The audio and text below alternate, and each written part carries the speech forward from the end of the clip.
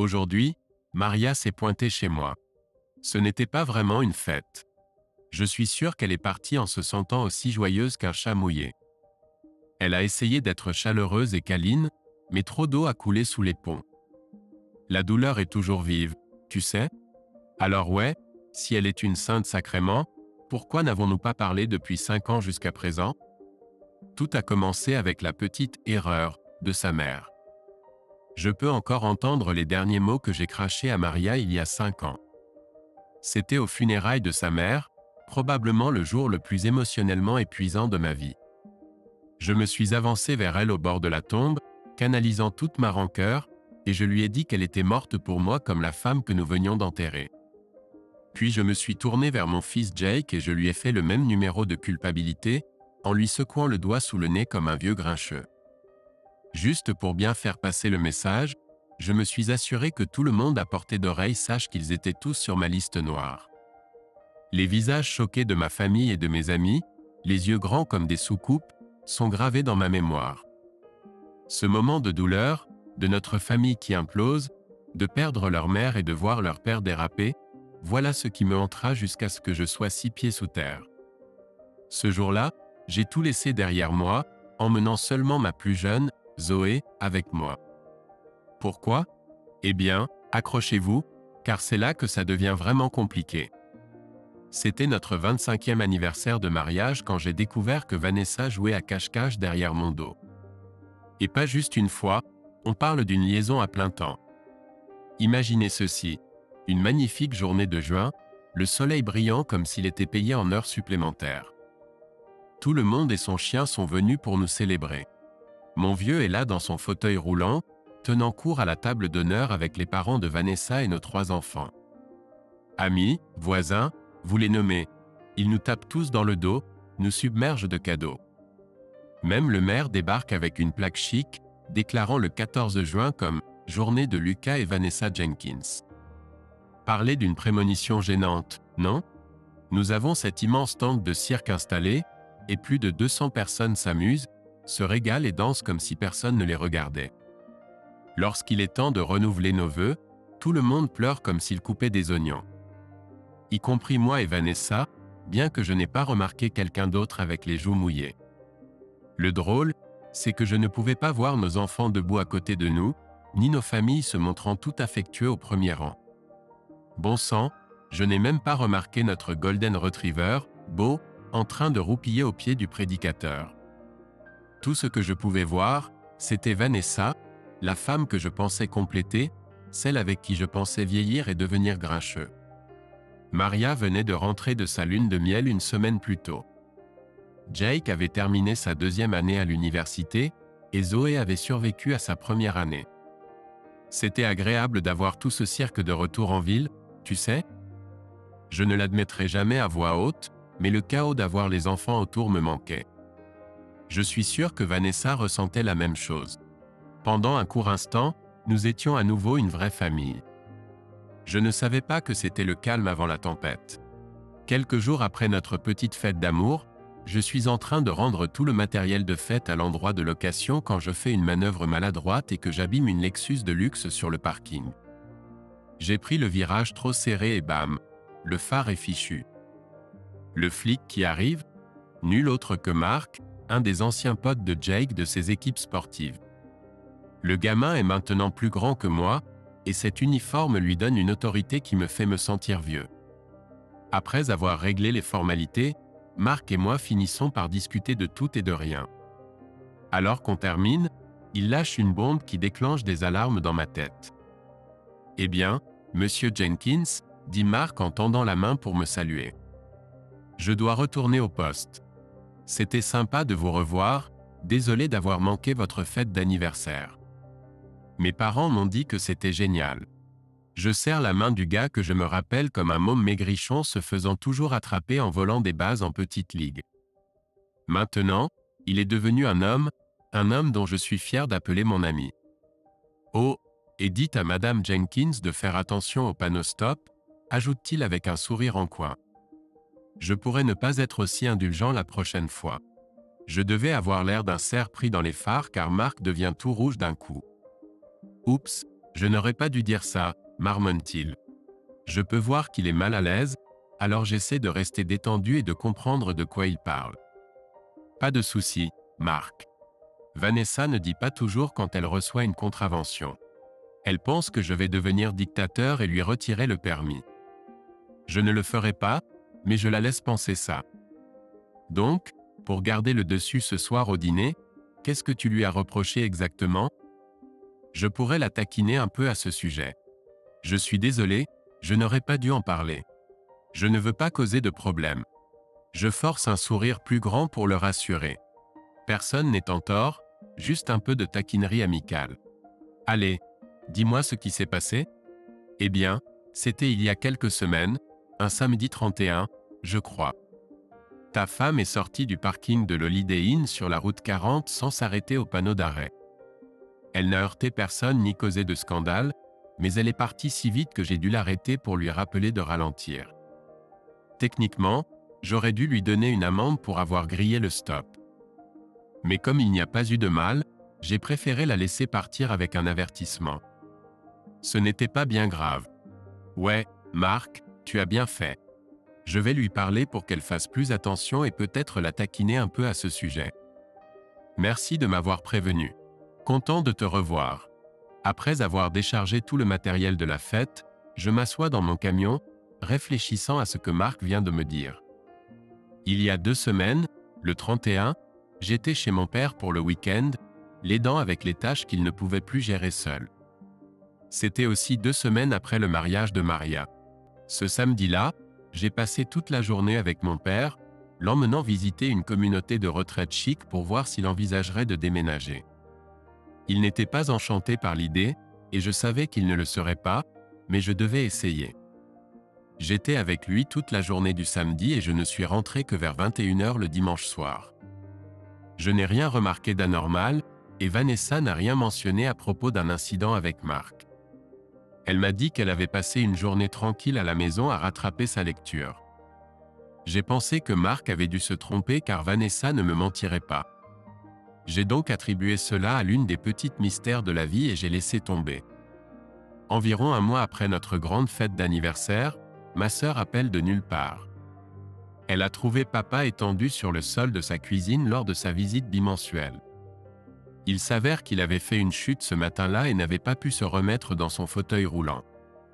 Elle a dit qu'il n'était pas blessé, juste son orgueil était froissé.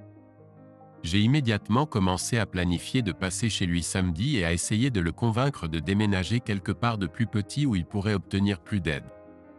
Peut-être qu'il aurait assez peur cette fois pour écouter, mais le vieil homme est têtu comme une mule. Comme Jake et Zoé étaient à la maison pour l'été, j'ai décidé de les culpabiliser pour qu'ils viennent avec moi. J'ai sorti la carte du « Tu n'as pas vu grand-père depuis des lustres, et il ne sera pas là éternellement ». Ils ont cédé. Vanessa a dit qu'elle profiterait d'une journée tranquille et était impatiente de finir son livre. Pendant le trajet d'1 heure, Jake se met à parler avec enthousiasme d'une fille qui lui plaît dans son cours de philosophie 101, et Zoé dit qu'elle veut se concentrer sur ses études sans les drames d'un petit ami. Beaucoup de temps pour ça après l'école, dit-elle. Nous avons eu une belle petite discussion à cœur ouvert sur leurs perspectives, ce qui m'a naturellement amené à raconter, probablement pour la millionième fois, comment leur mère et moi nous sommes rencontrés et sommes tombés amoureux. Papa était plus animé que je ne l'avais vu depuis des lustres lorsque les enfants lui ont fait un gros câlin et se sont installés pour écouter ces vieilles histoires de guerre. Nous avons pris le brunch, papoté et simplement apprécié la compagnie les uns des autres.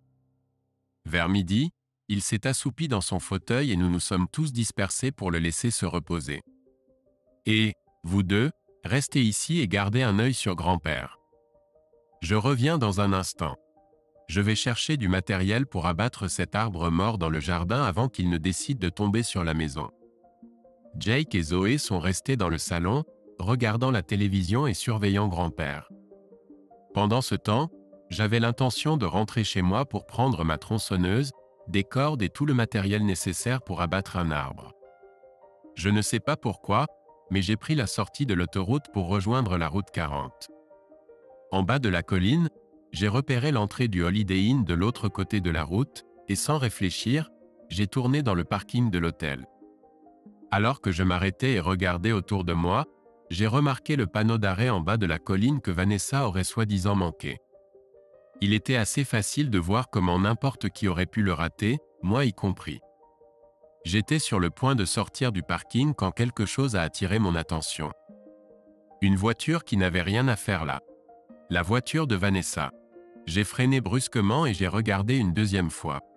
Certes, il y a beaucoup de Toyota Camry argentés là-bas, mais une seule avec sa plaque personnalisée. VANWUM. Je suis sorti pour regarder de plus près. Tout semblait normal, et les portes étaient verrouillées. Je ne pouvais pas penser à une seule bonne raison pour laquelle elle serait au Holiday Inn alors qu'elle avait dit qu'elle voulait se détendre à la maison avec un livre. J'ai pensé que je devrais vérifier si elle savait même où se trouvait sa voiture. J'ai appelé la maison et j'ai eu le répondeur, mais quand j'ai essayé son portable, elle a décroché. « Salut, chérie. Quoi de neuf ?» Elle avait l'air super enjouée. Pour une raison quelconque, j'ai menti, quelque chose que je n'avais jamais fait auparavant.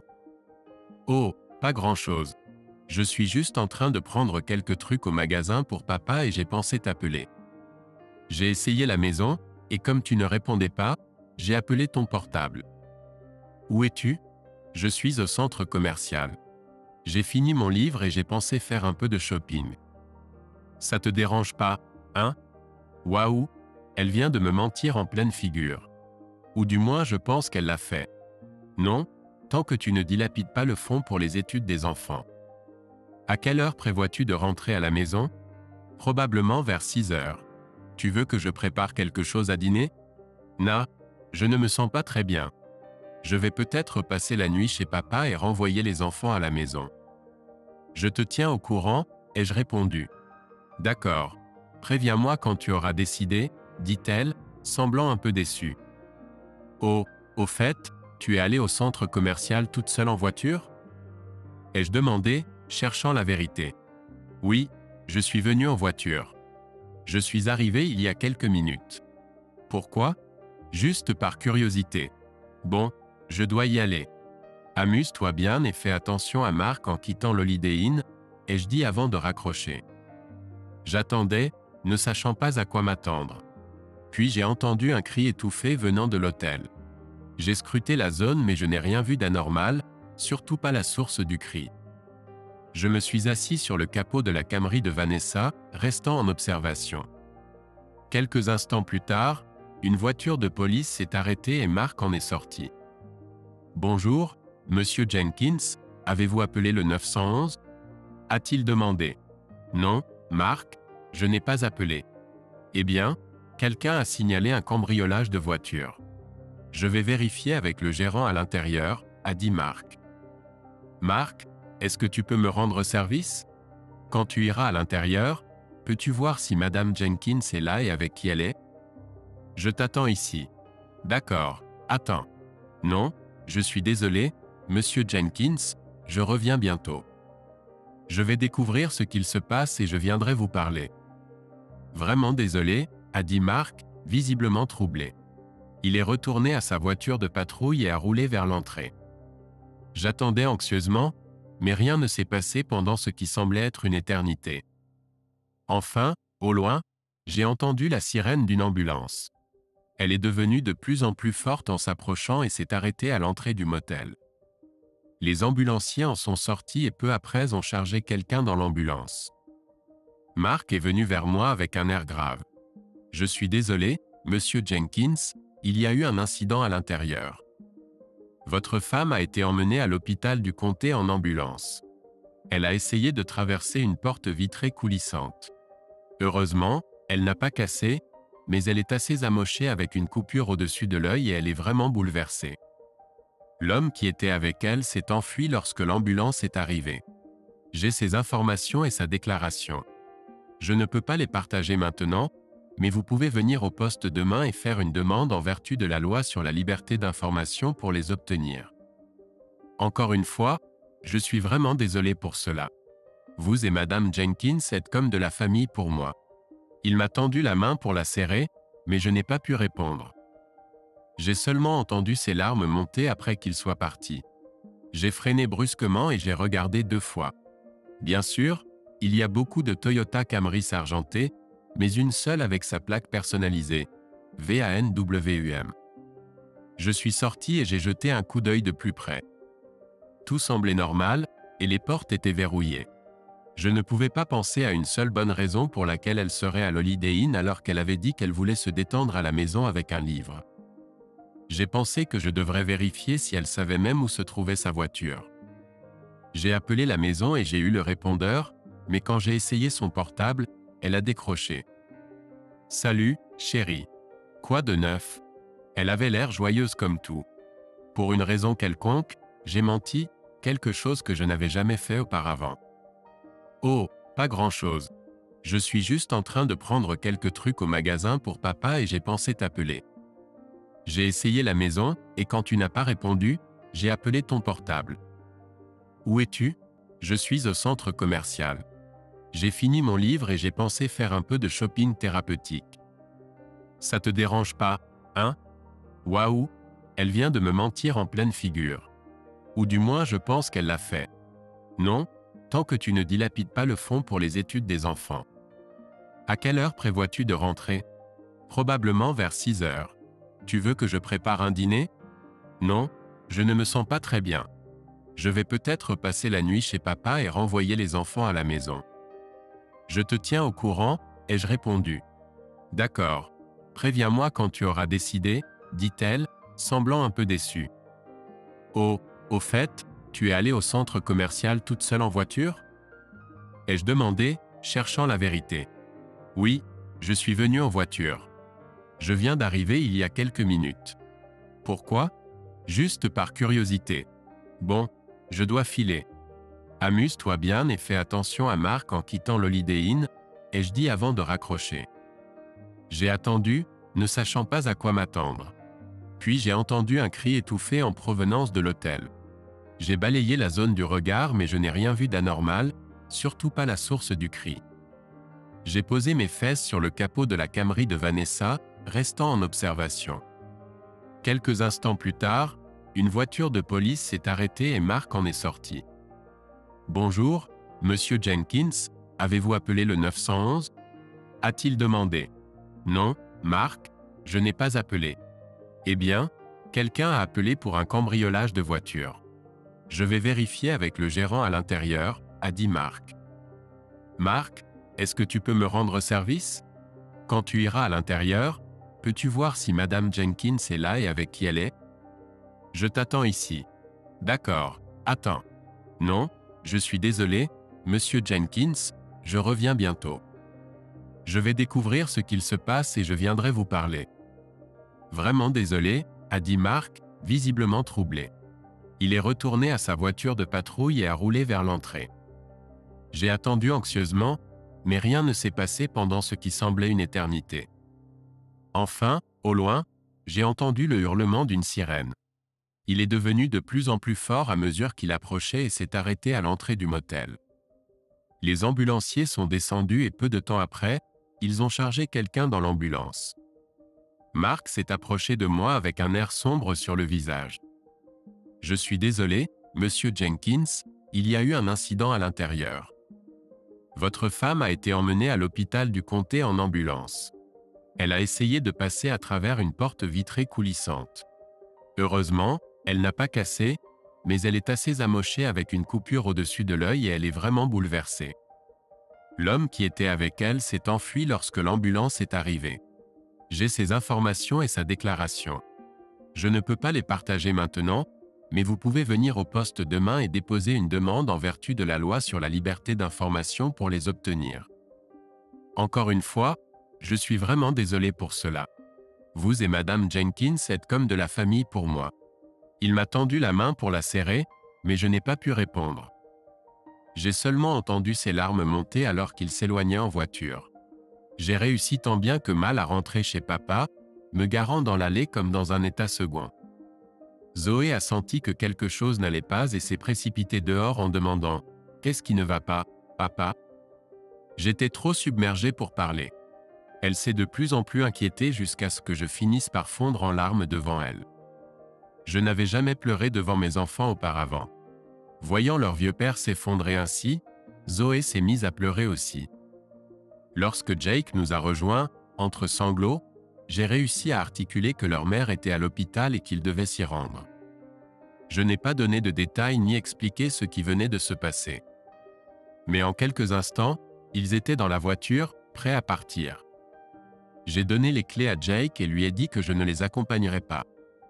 Je vais rester ici cette nuit. Ils m'ont regardé avec inquiétude mais sont partis quand même. Je me suis assuré que papa allait bien avant de m'effondrer sur le canapé, mon cœur battant à tout rompre. J'ai fixé le sol et pleuré de façon incontrôlable. Papa s'est approché en fauteuil roulant et s'est garé à côté de moi. « Qu'est-ce qui te tracasse, Lucas? Qu'est-ce qui te met dans cet état ?» Je n'ai jamais pu parler de choses personnelles avec mon père. Il est d'une autre époque, gardant toujours ses sentiments bien cachés. Et je suppose que j'ai suivi ses traces à cet égard. Chaque fois que j'ai dû affronter des défis en grandissant, il se contentait de dire « Sois fort et tout s'arrangera ». Je m'attendais presque à entendre le même conseil cette fois-ci, alors je suis resté silencieux. Mais il m'a surpris. « Laisse-moi te raconter une histoire sur ta mère et moi. Quelque chose que je ne t'ai jamais dit, ni à ta sœur, ni à personne d'autre d'ailleurs. » Il prit une profonde inspiration et commença, « Juste après ta naissance, j'ai eu des ennuis au travail. Ta mère avait jeté son dévolu sur cette belle robe rouge, et je n'avais pas l'argent pour la lui acheter, alors j'ai volé un outil et je l'ai vendu. Je me suis fait prendre. Finalement, j'ai remboursé ce que j'avais pris. Mais ils m'ont quand même viré et m'ont remis aux flics. J'ai fini en probation pendant 1 an. C'était la partie facile. Ta mère était plus furieuse contre moi qu'elle ne l'avait jamais été de sa vie. Elle était probablement plus déçue de moi que jamais auparavant. Cela a mis une réelle tension dans notre mariage. Elle était froide et distante pendant longtemps. Puis un jour, elle est rentrée à la maison et a mentionné qu'elle avait peut-être trouvé un travail près de là où elle travaillait. Elle m'a suggéré d'y aller le lendemain matin pour un entretien. Ensuite, elle m'a serré dans ses bras, m'a regardé dans les yeux et m'a dit qu'elle me pardonnait. Mon fils, elle m'a pardonné d'avoir presque détruit notre mariage. Elle a mis de côté sa fierté et m'a accueilli à nouveau dans son cœur. À partir de ce jour-là jusqu'à celui de son décès, je n'ai jamais rien fait qui ne la rende pas fière. Son amour a fait de moi un homme meilleur. Oui, elle a été blessée pendant un certain temps, mais elle était plus grande que moi. Et nous avons dépassé cela. Lucas, je ne suis pas sûr de ce qui s'est passé, mais on dirait que tu traverses quelque chose de similaire à ce que j'ai vécu. Peut-être as-tu besoin de pardon, ou peut-être as-tu besoin de pardonner à quelqu'un comme ta mère l'a fait. Mais peut-être que ce qui s'est passé ne peut pas être pardonné. Quoi qu'il en soit, je crois profondément que tu feras les choix justes et intelligents. Je prie juste pour que tout se passe bien pour toi. Je ne le dis peut-être pas souvent, mais je suis très fier de l'homme que tu es devenu. Et je t'aime beaucoup. Le téléphone a sonné pendant la nuit, mais je n'ai pas décroché. Même chose avec mon portable. Je les ai entendus tous les deux car le sommeil était une cause perdue. J'ai pris des nouvelles de Maria et Jake au téléphone pendant le week-end. Je n'ai pas pu me résoudre à parler à Vanessa quand ils l'ont demandé. Je n'étais pas prêt pour qu'elle me voie ou m'entende dans l'état où j'étais. Lundi matin, j'ai appelé le travail et je leur ai sorti une excuse bidon sur une urgence familiale, demandant quelques jours de congé. Je ne connaissais pas tous les détails de ce qu'elle avait fait. Je pense que mes enfants en savaient plus que moi.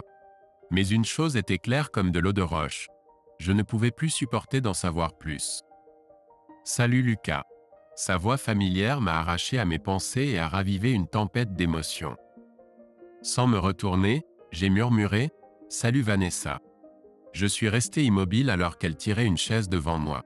« Je suis désolé Lucas », dit-elle, en regardant ses mains. Elles avaient toujours été belles et fortes, comme le reste d'elle-même. Mais maintenant l'un était meurtri et l'autre avait un énorme pansement dessus. Quand j'ai enfin levé les yeux vers son visage, j'ai vu les bandages entrecroisés sur son nez, maintenant les os cassés ensemble. Un grand pansement de gaz couvrait un œil, cachant les points de suture en dessous. L'autre œil était entouré d'un bleu foncé qui ressemblait à un mélange de noir et d'orange. Elle semblait avoir été percutée par un camion, comme dirait Zoé. Elle était si éblouissante autrefois, et maintenant elle était si abîmée. Je ne pouvais pas dire si mon jugement sur son apparence était obscurci par mon cœur brisé, ou si elle avait vraiment l'air si mal. Lucas, je suis venu ici pour m'excuser. Je sais que dire « je suis désolé » ne suffit pas, mais c'est tout ce que j'ai. Maria m'a conduite ici parce que je suis encore trop perturbé pour conduire. Je devais te voir, te parler, te faire comprendre ce que j'ai fait à toi, à nous. Lucas, j'ai merdé. C'est sur moi, pas sur toi. Tu n'as rien fait de mal. Tu ne méritais rien de tout cela. Autant je t'ai blessé, autant je souffre, peut-être même plus, parce que je l'ai causé. La douleur que je ressens est auto-infligée et pourrait avoir détruit quelque chose qui signifie plus pour moi que la vie elle-même. Lucas, je veux expliquer ce qui s'est passé, et peut-être. Non, je ne veux rien entendre de ta part. Savoir ce que je sais maintenant me déchire de l'intérieur. Si j'entends encore quelque chose, cela pourrait me détruire. S'il te plaît, juste, ne dis rien. Mais Lucas, si tu comprends ce qui s'est passé, peut-être qu'il y a une chance que tu puisses me pardonner. Je ne peux pas te perdre. Je t'aime, et tu dois comprendre pourquoi j'ai été faible et ai fait ce que j'ai fait. Tout a commencé.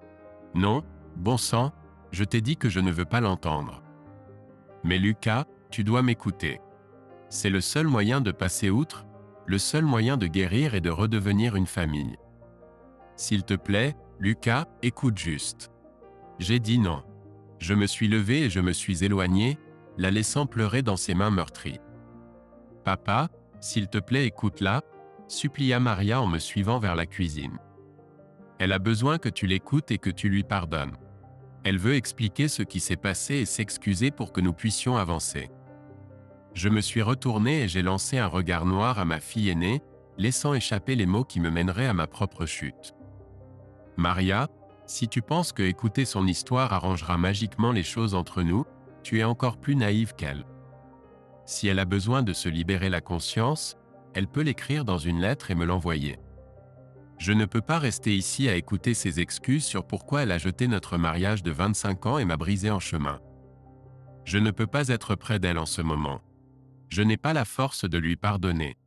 Je suis monté dans ma voiture et je suis parti sans savoir où j'allais ni si je reviendrais. Je n'ai pas beaucoup pleuré pendant le trajet. La plupart de mes larmes ont été versées sur le patio de papa. À ce moment-là, j'avais juste besoin de m'évader et de me vider l'esprit. Quand je suis revenu chez papa le lendemain, Zoé m'a accueilli à la porte avec un sourire et une étreinte. Ce sourire représentait tout pour moi à ce moment-là. Il m'a rappelé que le bonheur pouvait encore exister au milieu de toute cette misère. Il m'a donné l'espoir que peut-être un jour je pourrais retrouver le bonheur. Ce qu'il n'a pas clarifié, c'est si ma décision apporterait des sourires aux autres. Papa était également content de me voir. Pendant le dîner, j'ai exposé mes projets à papa et Zoé. Papa, j'ai décidé de rester ici un moment avec toi. J'ai besoin de prendre de la distance par rapport à tout et tu pourrais avoir besoin d'aide pour cuisiner et nettoyer. Et honnêtement, papa, j'ai assez mangé de tes plats pour savoir que tu aurais besoin de quelqu'un qui puisse faire autre chose que des œufs et du bacon. Zoé, pourrais-tu m'aider à récupérer quelques affaires à la maison ? Je ne peux pas y retourner tant que maman est là et j'ai besoin de certaines choses pour le travail et ici. Tu peux dire à tout le monde que je vais rester ici le temps de trouver une solution plus permanente. Dis simplement que maman et moi nous sommes séparés pour l'instant. Reste concise, pas de détails. Bien sûr, papa, je rentrerai ce soir et je prendrai ce dont tu as besoin. Donne-moi juste une liste. Devrais-je dire quelque chose à maman ? Dis-lui juste que je vais vivre ici et de ne pas m'appeler. Quand je serai prêt, je la contacterai. Je lui ai remis la liste et j'ai passé la soirée à discuter de nos nouveaux arrangements de vie avec papa. À en juger par son visage, il était content de m'avoir de retour mais troublé par les circonstances. Il n'a pas évoqué Vanessa ni les événements récents. Nous avons même fait quelque chose que nous n'avions pas fait depuis des années. Nous avons joué aux dames. Il a gagné, bien sûr. Quand Zoé est revenue avec nos affaires, j'ai été surpris de voir sa voiture si pleine. J'ai apporté mes affaires aussi, a-t-elle dit fermement.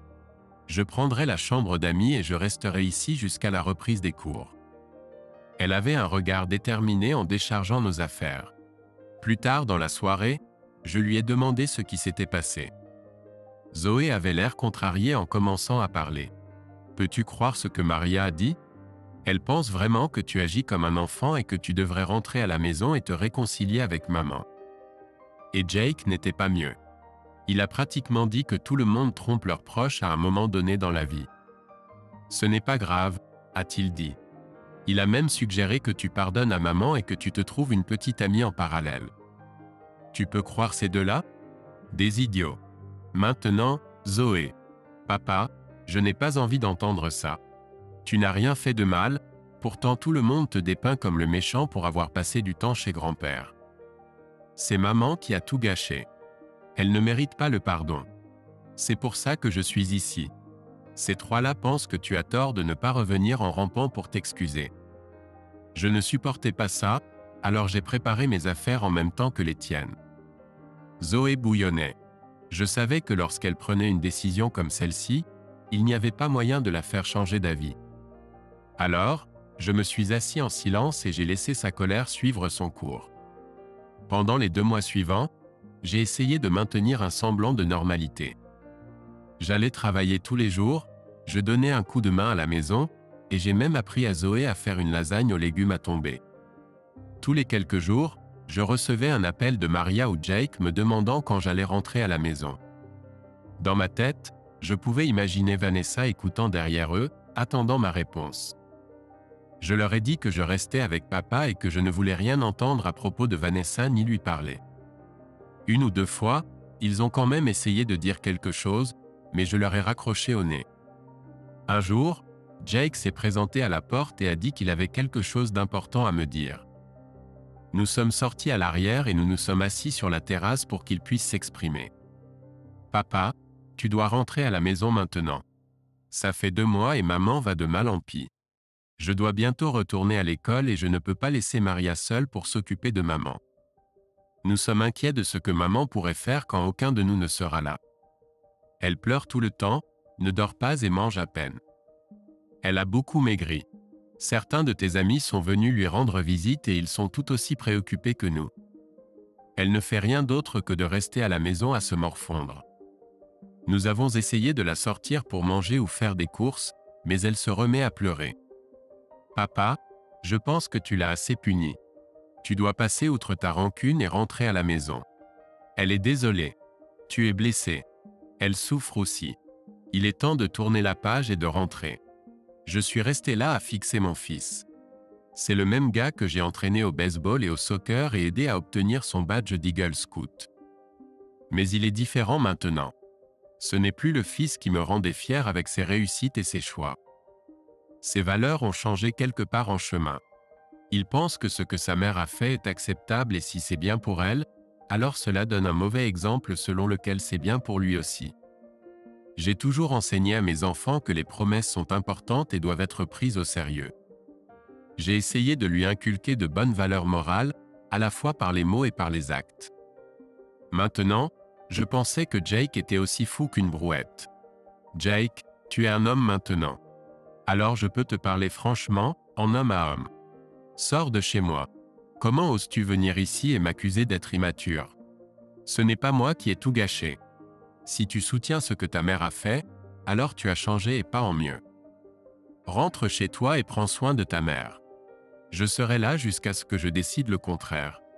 Maintenant, sors avant que je te mette dehors. Je me suis levé et suis rentré à l'intérieur. Quelques minutes plus tard, j'ai entendu sa voiture s'éloigner. Zoé est retournée à l'école fin août. Je n'ai pas eu de nouvelles de Maria ou de Jake, donc j'ai supposé que Jake était retourné à l'école et que Maria était occupée à jongler entre son nouveau mari et Vanessa. Ils ne se sont pas donné la peine de m'appeler. Ce n'était plus que papa et moi maintenant. Mi-septembre, j'ai reçu une lettre de Vanessa. J'ai commencé à la lire mais je n'ai pas pu finir.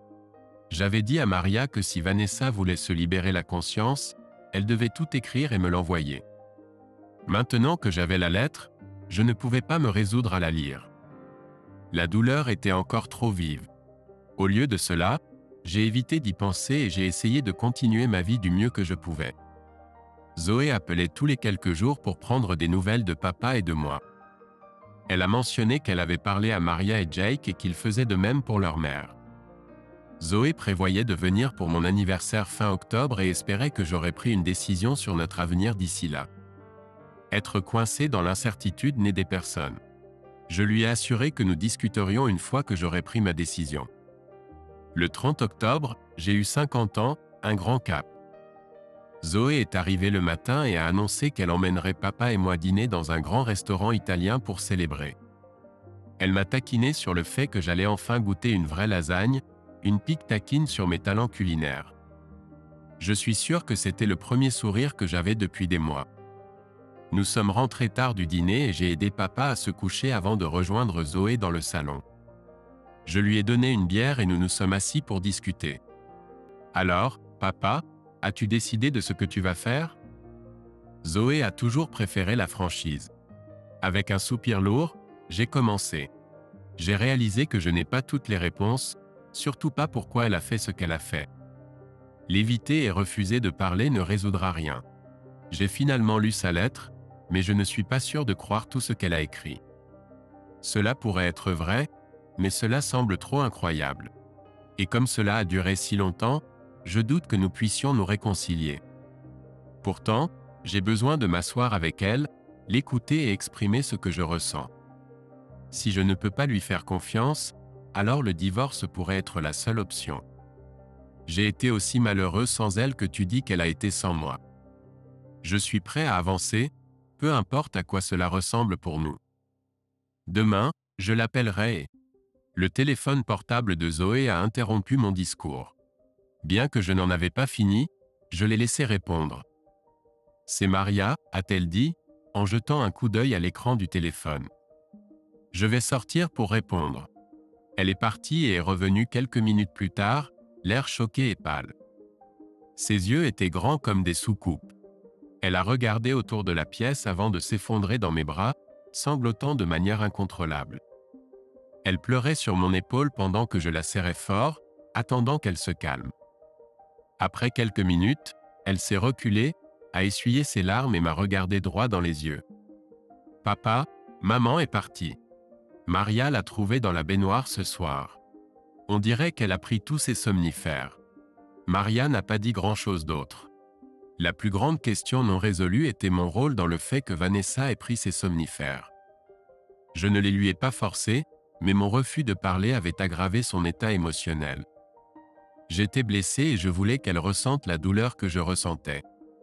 Je l'aimais profondément et sa trahison m'a profondément blessé. Je n'ai jamais souhaité sa mort. Je voulais juste qu'elle comprenne mon angoisse.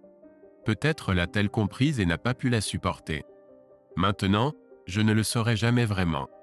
Tout ce que je sais, c'est que son infidélité a brisé notre mariage et que mes actions ont peut-être précipité les choses. Nous avons tous les deux commis des erreurs. Que Dieu nous pardonne à tous les deux. Demain, c'était les funérailles de Vanessa, mon dernier adieu. Je devais rester fort, affronter nos amis et notre famille, et dire au revoir sans m'effondrer.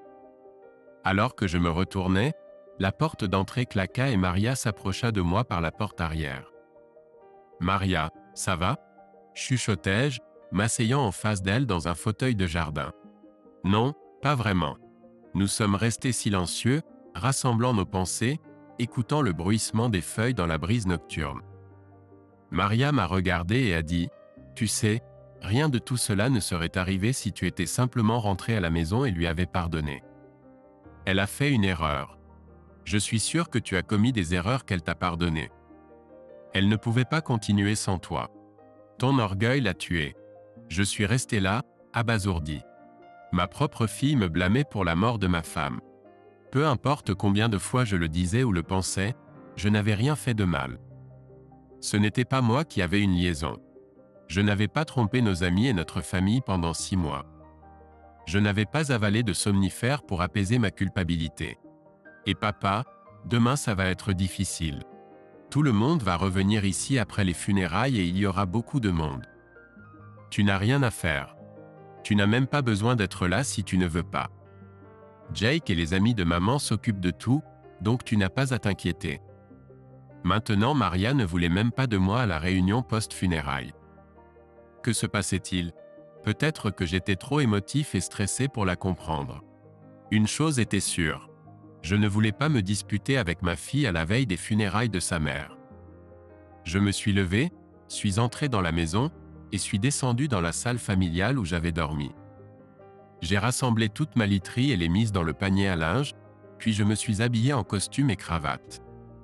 En bas, les enfants étaient déjà habillés et attendaient dans le salon. Papa avait l'air épuisé. Zoé est venue et a arrangé ma cravate comme le faisait sa mère d'innombrables fois auparavant. Je l'ai embrassé sur le front, pris sa main, et nous sommes sortis vers la limousine qui nous attendait. Zoé tenait ma main tout le temps.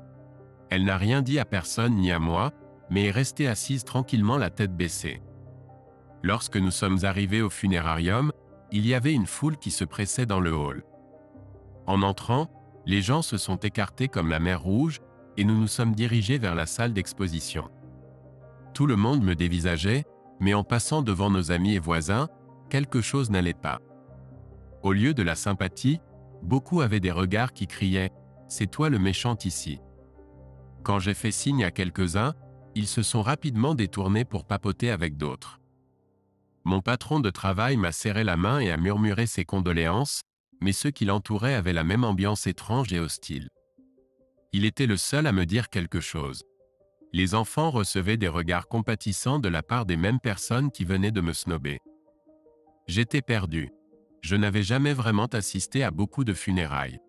La seule à laquelle j'avais vraiment participé était celle de ma mère, et ce n'était rien de tel que ce cirque. Zoé est venue avec moi jusqu'au cercueil, et nous nous sommes agenouillés pour dire nos derniers adieux. Une musique d'orgue douce et déprimante jouait en arrière-plan, mais je pouvais encore entendre des chuchotements venant de la galerie derrière nous. Alors que j'essayais de prier silencieusement, j'entendais des bribes de leurs murmures pas si subtils. Jerk impardonnable. Il l'a abandonné, c'est de sa faute. Hypocrite. Fils de P astérisque astérisque astérisque, tu l'as tué. Zoé serrait fort ma main, partageant la douleur des coups de poignard que nous entendions tous les deux être lancés dans mon dos. Les funérailles elles-mêmes étaient floues. Il y avait un hymne émouvant que Vanessa adorait, pas votre chant funèbre typique.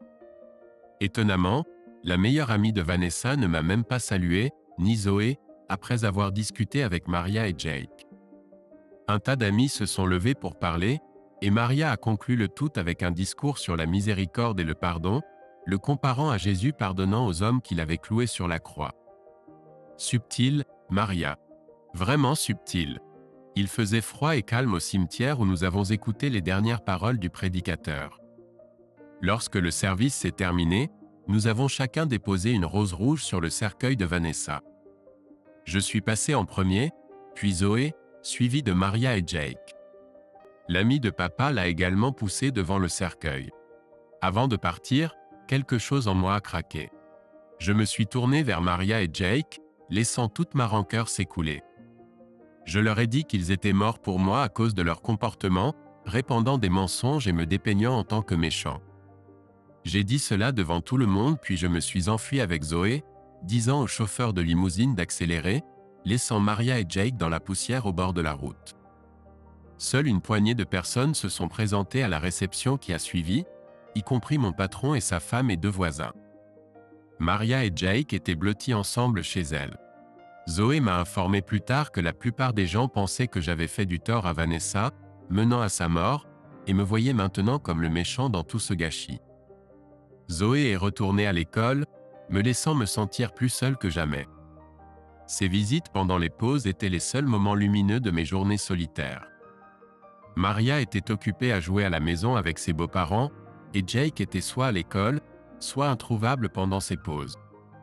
Je me suis plongé dans le travail pour faire face au chagrin, me réveillant souvent au milieu de la nuit, hanté par les souvenirs de Vanessa et de son aventure avec John Williams, notre ancien voisin qui avait même eu le culot de se présenter à notre 25e anniversaire.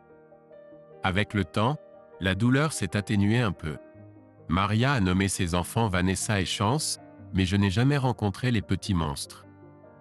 Jake a épousé une aventure de fac mais a fini par divorcer après avoir suivi les traces de sa mère en trompant. Il a déménagé en Californie, et j'ai perdu contact avec lui depuis les funérailles. Zoé me tient au courant de leur vie, me rappelant que malgré tout, ce sont toujours ma chair et mon sang. Au travail, mon patron est devenu mon principal soutien, me laissant de l'espace quand j'en avais besoin mais aussi me poussant à me surpasser, ce qui m'a valu une promotion au poste de directeur principal en Floride.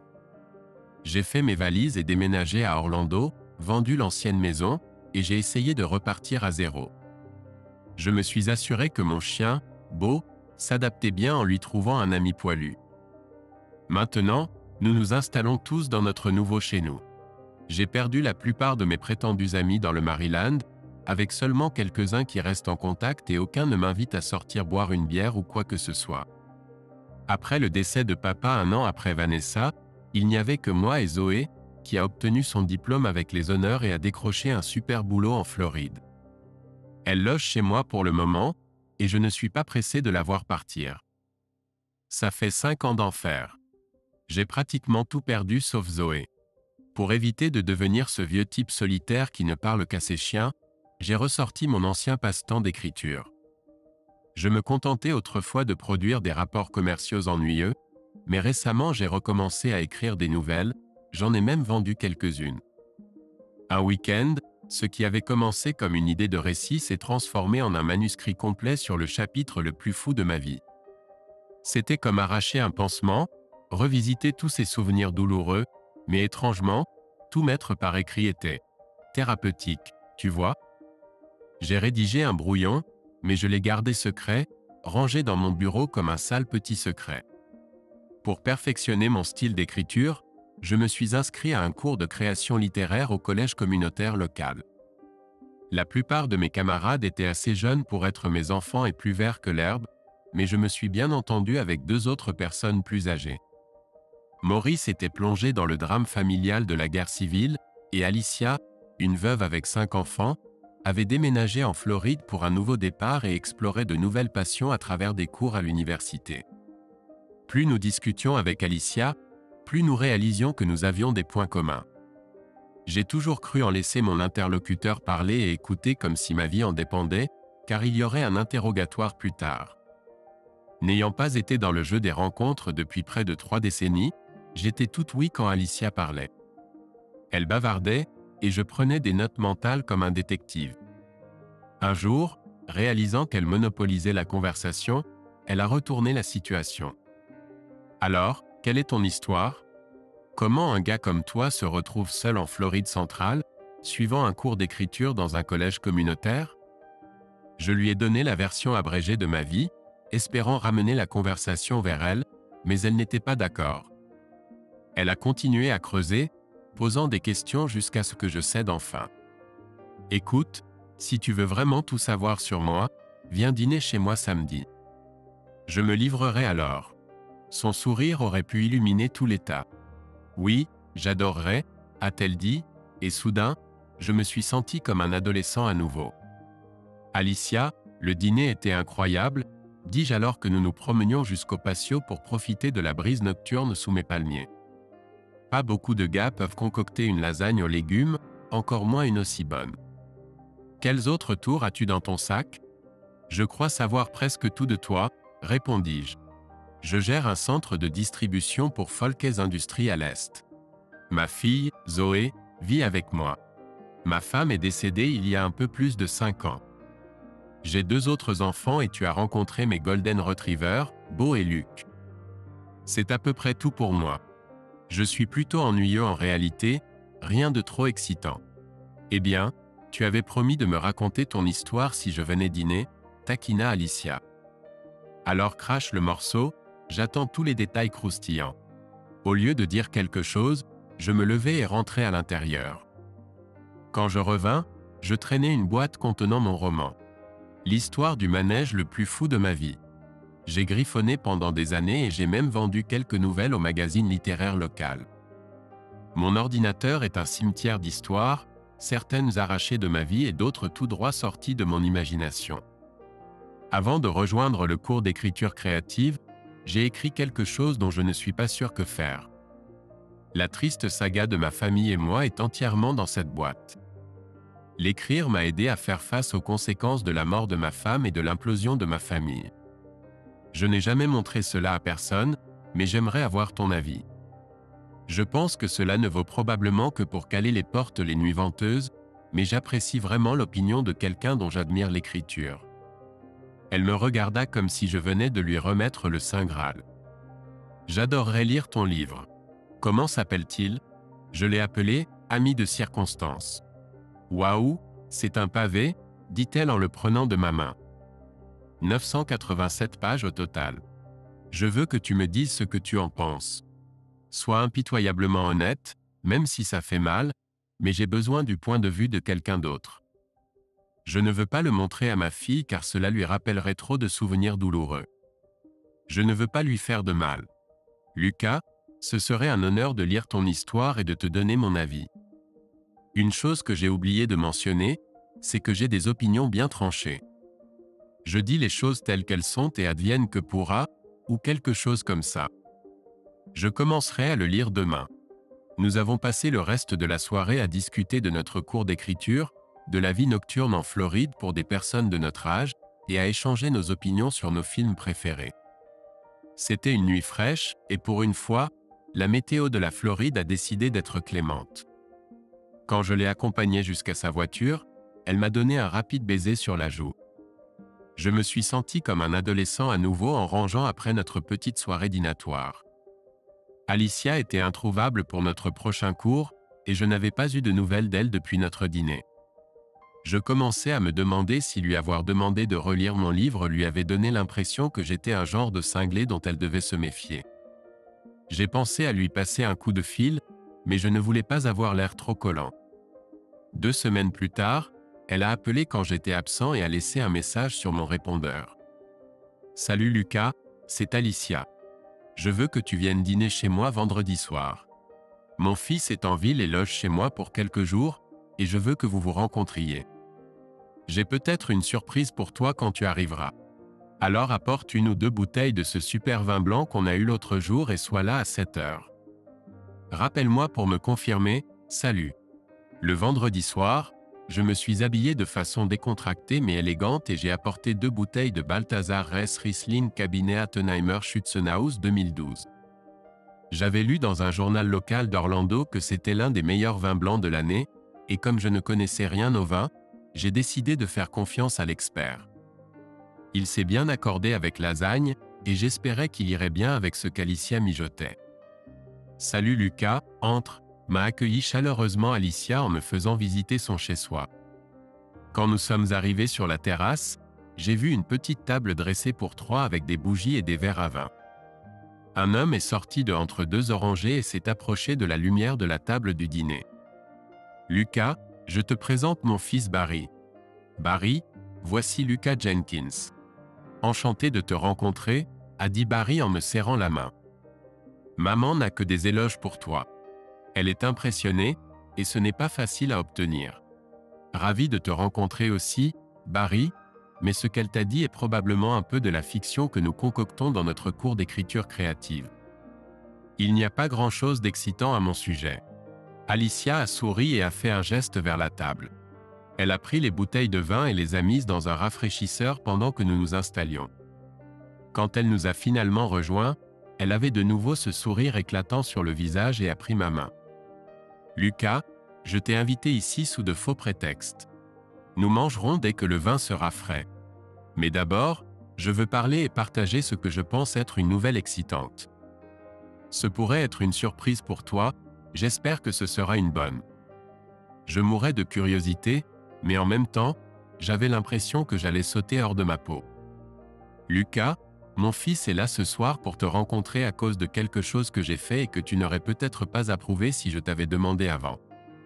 Mais j'ai agi et maintenant il est trop tard pour changer. Alors si tu es contrarié, vas-y, sois contrarié. » Voilà ce qui s'est passé. Alicia prit une grande inspiration et se lança. « J'ai lu ton livre en seulement 2 jours, et il m'a complètement bouleversé. Une fois arrivé à la moitié, je n'ai pas pu le lâcher. C'est l'histoire la plus inspirante et déchirante que j'ai jamais lue. J'ai pleuré à chaudes larmes à la fin du chapitre où tu emménages chez ton père après le choc de ta femme. J'ai de nouveau craqué à la partie sur tes enfants. Lucas, c'est le livre le plus incroyable que j'ai jamais lu, et je devais le partager avec mon fils. Je le lui ai envoyé, et il l'a dévoré. Habituellement, il ne touche pas aux livres d'auteurs inconnus à moins qu'on le force un peu, mais il l'a fait pour moi. Il l'a adoré aussi, et veut t'aider à le peaufiner pour qu'on puisse le publier. N'est-ce pas fantastique? Je suis resté là, bouche bée, alors qu'elle me souriait. J'étais sans voix. Je devais sûrement avoir l'air d'un cerf pris dans les phares, mais je ne pouvais pas faire grand-chose à ce sujet. Quand j'ai regardé Barry, il m'a souri et a repris là où sa mère s'était arrêtée. Maman avait raison, Monsieur Jenkins. C'est le meilleur premier roman que j'ai jamais vu, et j'en ai vu un paquet en travaillant chez Prentice Press à New York. Je m'occupe des soumissions de nouveaux auteurs, et chaque mois, on se retrouve avec environ 100 livres déposés sur le pas de notre porte. Je les parcours rapidement, puis je les passe à 2 autres critiques. Si nous sommes tous d'accord pour dire qu'il a du potentiel, nous l'aidons à le retravailler et à le préparer pour l'impression. Nous voulons publier votre livre. Nous réglerons les détails plus tard, mais pour l'instant, félicitations. C'est un livre exceptionnel, et il va faire parler de lui. J'étais abasourdi et muet. Alicia continuait de sourire, puis m'a embrassé sur le front et est allée préparer le dîner. Pendant notre repas, nous sommes rentrés dans les détails de mon livre, parfois les larmes aux yeux. Nous avons dégusté du maï-maï et de la tarte aux pêches tandis que Barry exposait le processus de publication, les stratégies de promotion et les répartitions des royalties. J'ai réalisé que je n'allais pas rouler sur l'or avec ça, mais bon, c'était déjà quelque chose. Après que Barry soit allé se coucher, ma tête tournait avec tout ce dont nous avions parlé. Alicia et moi avons terminé notre vin dans l'air frais de la nuit, rêvant d'être le prochain Stephen King ou J.K. Rowling. C'était un joli fantasme, même si je savais que c'était juste ça, un fantasme. Il était bien passé minuit quand j'ai décidé de mettre fin à la soirée. Alicia m'a accompagné jusqu'à ma voiture, me donnant un baiser profond qui m'a rappelé qu'il me restait encore de la vie dans ses vieux os. Je n'avais pas ressenti cela depuis Vanessa, c'était doux amer. Mais l'excitation que j'ai ressentie en rentrant m'a mis sur un petit nuage. Pendant les 3 mois suivants, j'ai travaillé d'arrache-pied avec l'éditeur de Prentice Press pour peaufiner mon manuscrit. Nous avons travaillé en équipe lors d'une réunion en face à face et d'une tonne d'emails et d'appels. La première étape a été de transférer mon brouillon du bon vieux MS Word vers un logiciel d'édition sophistiqué. Une fois la version finale arrêtée, j'ai reçu en express un exemplaire imprimé pour correction. J'ai passé tout un week-end à passer au peigne fin chaque détail, trouvant toujours de petites retouches à apporter, exactement comme mon éditeur me l'avait prédit. J'ai conservé mon emploi chez Folkes Industries, mais mes soirées étaient entièrement consacrées au roman. Zoé, que Dieu la bénisse, a veillé sur moi comme une mère poule, s'assurant que je restais en bonne santé et bien informé. Alicia passait me voir les week-ends pour entretenir ma créativité. Mon livre est sorti en librairie le 1er mai, et mon contrat m'a fait courir d'un bout à l'autre du pays pour une série de séances de dédicaces. J'ai même dû faire un arrêt dans mon ancien fief, Ellicott City, dans le Maryland. Ça m'a mis dans tous mes états. J'ai pris 3 semaines de congé pour la tournée. Être auteur peut sembler glamour, mais laissez-moi vous dire, c'est épuisant. 28 jours à sauter d'avion en train pour différentes villes, à dormir une nuit ou 2 dans des hôtels, et des séances de dédicaces sans fin où je discutais avec les fans de l'impact de mon livre sur eux. J'adorais rencontrer des gens, mais les voyages constants me mettaient à genoux. Alicia m'a complètement surpris en se pointant à 2 séances de dédicaces, rendant tout ce cirque beaucoup plus supportable.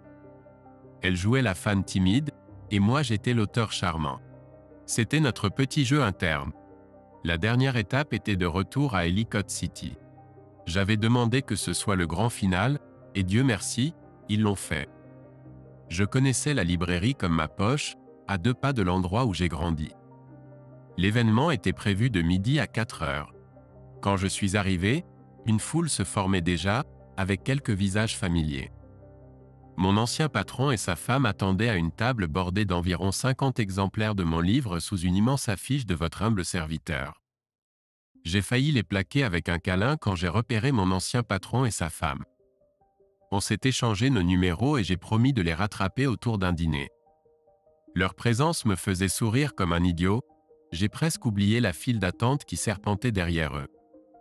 Après avoir signé leur livre et papoté un peu, j'ai salué tout le monde avec un sourire et même posé pour quelques photos. Tout cela était bien plus agréable que je ne l'avais prévu.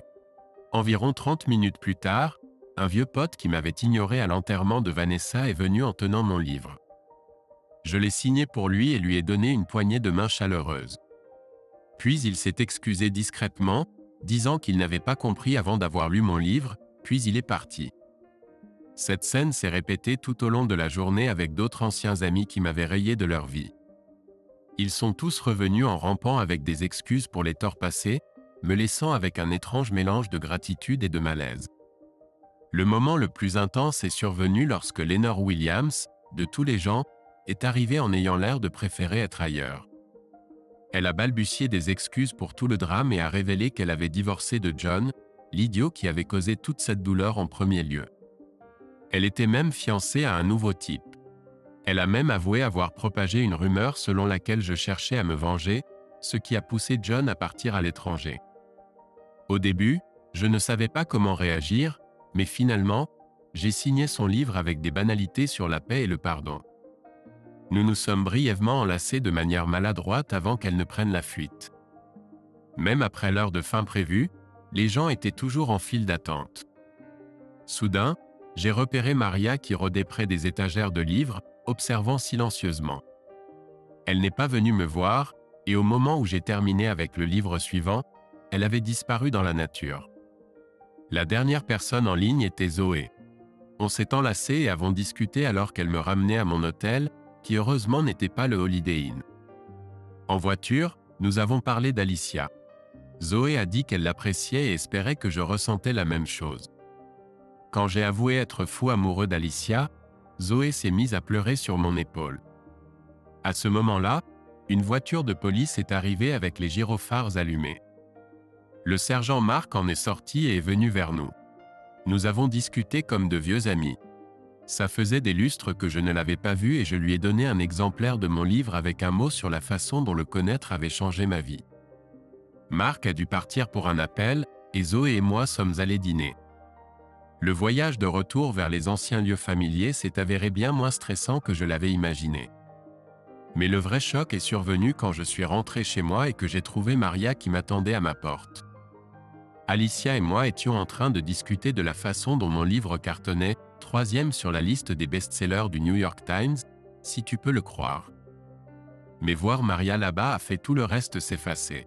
« Salut, papa, comment ça va ?» demanda Maria, semblant préférer subir une extraction dentaire. « Bonjour, Maria. Je vais bien. Qu'est-ce qui t'amène dans ce coin perdu ?» ai-je répondu, essayant de rester cool. Juste de passage dans le quartier, je pensais passer te voir. Ce quartier est à 900 miles du tien, Maria. C'est un sacré détour, n'est-ce pas? J'ai senti la main d'Alicia sur mon épaule et me suis retourné pour la voir à mes côtés. Tu veux me présenter, Lucas? dit-elle, sa voix laissant transparaître un soupçon de « ne gâche pas tout ». Alicia, voici ma fille Maria. Alicia m'a dépassé et a donné à Maria une chaleureuse étreinte. Entre, j'ai tellement entendu parler de toi. Les deux femmes m'ont complètement ignoré en entrant dans le salon. Elles se sont installées et ont commencé à discuter pendant 1 heure, me laissant jouer les bonnes dans la cuisine. Je suis passé devant le salon à plusieurs reprises en nettoyant, et elles étaient plongées dans une conversation, riant comme de vieilles amies. Alicia s'extasiait devant les photos des enfants de Maria qu'elle avait sorties. « Chérie, viens nous rejoindre ici », a finalement appelé Alicia.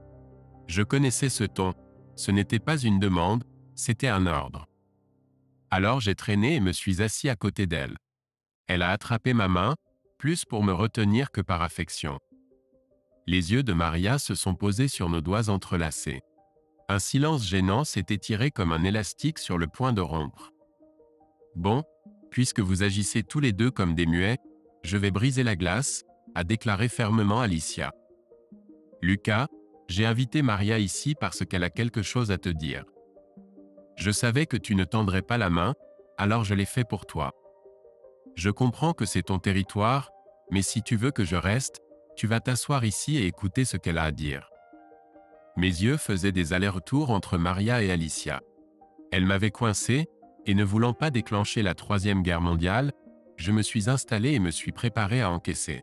« Papa, je suis venue ici vraiment inquiète pour savoir comment tu vas. » Cette partie n'était pas du bluff. Je suis aussi venue pour te présenter des excuses. Papa, j'ai eu tort sur beaucoup de choses, surtout sur toi. Je pensais autrefois que tout ce qui arrivait à maman, Jake et moi était entièrement de ta faute. Je ne voyais qu'une infime partie de toute l'histoire à l'époque. Ce n'est qu'en ouvrant ton livre que j'ai découvert ton point de vue. Je me sentais tellement idiote après avoir lu tes mots et réalisé combien tu avais souffert. Je ne réalisais pas que malgré le fait d'être une femme adulte avec ma propre famille, je me voyais toujours comme ta petite fille innocente. J'ai toujours mis maman sur un piédestal, même après les choses horribles qu'elle t'a fait subir. Tu semblais toujours être ce roc indestructible, mais maintenant je vois que c'était juste un bouclier pour protéger tes sentiments. Maman a brisé ce bouclier et t'a fait plus de mal que je ne le savais. Je pensais que si tu pouvais simplement pardonner et rentrer à la maison, tout s'arrangerait comme par magie. Ce que je ne comprenais pas, c'est que tu étais fort, assez fort pour t'éloigner de quelqu'un que tu aimais depuis plus de 25 ans pour nous protéger de ses erreurs. La voix de Maria s'est brisée et elle s'est mise à sangloter. J'ai ressenti une vague de culpabilité m'envahir. Alicia m'a lancé un regard qui disait « À toi de jouer, champion ». J'ai décidé de temporiser le temps de réfléchir à ce que diable j'allais dire. « Et Jake ?» ai-je demandé à Maria. « Comment vit-il tout cela? Savait-il que tu venais ici ?» Maria a essuyé ses larmes et a pris une profonde inspiration. « Jake ne va pas bien. Les actions de maman l'ont le plus perturbé. Après que Laurie l'ait surpris en train de tromper et l'ait mis à la porte, il a filé en Californie et a sombré. Il a enchaîné les conquêtes comme une bille de flippé. On dit même qu'il s'est attiré des ennuis avec le mari d'une femme mariée et a dû partir en catimini. Jake pense toujours que tromper n'est pas si grave. Il ne sait pas que je suis ici et franchement, je me fiche de ce qu'il pense. » Eh bien, la petite crise de Maria ne m'a pas laissé beaucoup de temps pour réfléchir à ma prochaine étape. J'ai donc décidé de temporiser. « Maria, quel est ton plan maintenant? Tu restes en ville? Tu as un endroit où loger? » Je suis chez Zoé. Elle voulait me montrer son nouvel appartement, donc je serai là pour quelques jours avant de retourner à la routine. J'ai pris une profonde inspiration. Voilà le deal. Je vais réfléchir à tout ce que tu m'as dit aujourd'hui et je te recontacterai. C'est tout ce que je peux offrir pour l'instant. Papa, honnêtement, je ne m'attendais même pas à ça. Merci. Je vais chez Zoé maintenant. Alicia, c'était génial de te rencontrer enfin. J'espère qu'on pourra se revoir bientôt. Prends bien soin de mon vieux pour moi, d'accord? » Et juste comme ça, Maria était partie, partant aussi brusquement qu'elle était arrivée. J'avais beaucoup à digérer, mais cette fois-ci j'avais Alicia à mes côtés, m'éloignant de faire des bêtises. Après notre croisière dans les Caraïbes, une petite récompense de Prentice Press pour le succès de Fairweather Friends dans les grandes ligues de la liste des best-sellers du New York Times, Alicia et moi avons pris un jet pour le Maryland. Ce voyage était spécial, car il m'a donné l'occasion de rencontrer mes deux petits-enfants, âgés de 2 et 4 ans, et de faire visiter mes anciens terrains de jeu à Alicia. Lors de la visite, Alicia, déjà une pro dans le jeu des grands-parents, a aidé à lisser quelques aspérités. Le clou de toute cette affaire a été lors d'un dîner en famille avec Maria où j'ai lâché la bombe qu'Alicia et moi étions fiancés. Une décision que nous avions prise quelque part entre les margaritas et les couchers de soleil de la croisière. Zoé est déjà en mode organisatrice de mariage à plein régime, et nous nous préparons à rendre visite à la tribu d'Alicia pour annoncer la bonne nouvelle. En regardant en arrière sur nos passés, Alicia et moi ne pouvons nous empêcher de nous émerveiller de la façon dont la vie nous a lancé quelques courbes, déviant de nos rêves de jeunesse à une réalité qui est d'une certaine manière encore meilleure, remplie d'amour et de seconde chance. Après 25 ans avec Vanessa, je suis excité pour un autre chapitre incroyable avec Alicia. Qui sait, peut-être que cela inspirera un autre best-seller. Alors que nous nous installions dans notre nouvelle vie ensemble, je ne pouvais m'empêcher de réfléchir au parcours mouvementé qui nous a menés jusqu'ici. La douleur, la peine, la solitude, tout cela semblait maintenant être un lointain souvenir. Alicia a ramené la lumière dans mon monde quand je pensais être coincé dans l'obscurité pour toujours. Notre jour de mariage était loin de mon premier. Pas de grands chapiteaux de cirque, pas de mère proclamant « Journée de Lucas et Alicia ». Juste un petit rassemblement intime des personnes qui comptaient vraiment. Zoé était mon témoin, et la plus jeune fille d'Alicia était sa demoiselle d'honneur. Même Maria s'est pointée, amenant mes adorables petits-enfants. Jake était aux abonnés absents, mais je ne peux pas dire que j'étais surpris. La dernière fois que j'ai entendu parler de lui, il sautillait toujours en Californie, essayant de se retrouver ou quelque chose du genre. Une partie de moi espérait qu'il se ressaisirait un jour, mais je ne retenais pas mon souffle. Alors qu'Alicia et moi prononcions nos vœux, j'ai ressenti quelque chose que je n'avais pas ressenti depuis des années, un bonheur pur et inaltéré. Ce n'était pas le bonheur naïf, tout est parfait que j'avais ressenti avec Vanessa. C'était plus profond, plus réel.